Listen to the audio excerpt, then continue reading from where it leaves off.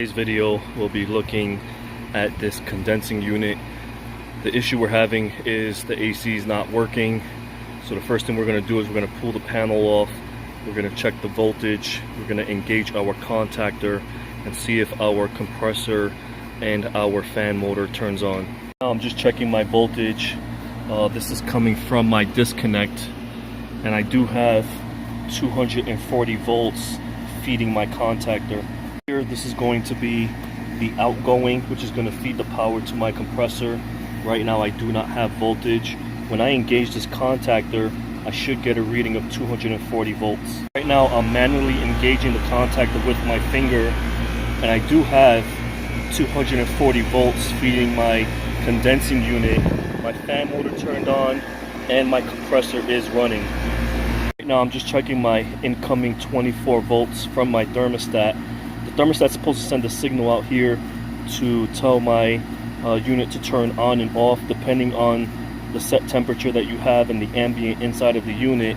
So right now I do not have 24 volts feeding this condensing unit. Obviously going to be a problem.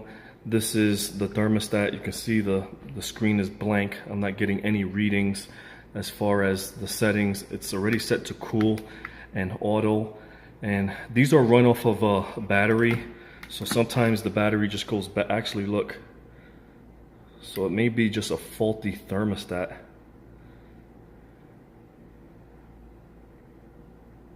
Right now I basically pulled the thermostat off of the wall and just made sure the batteries were in there nice and tight.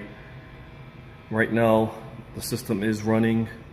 I just heard the blower click on. Here the condensing unit is running. Here I have my multimeter, and I do have my leads inside of the low voltage.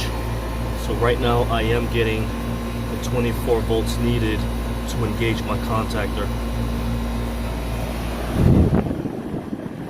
So right now at this point, there's many reasons why this could have happened. It could have been just someone banged into it, or they just kind of pressed it too hard, or who knows. But right now it's running. I have run into thermostats that actually have been faulty, where the screen turns completely black and I replace the batteries and I still won't get a reading here on the screen. So at this point I have a replacement just in case. The only thing we can do at this point is just keep an eye on it, just make sure that, you know, I couldn't replicate the problem.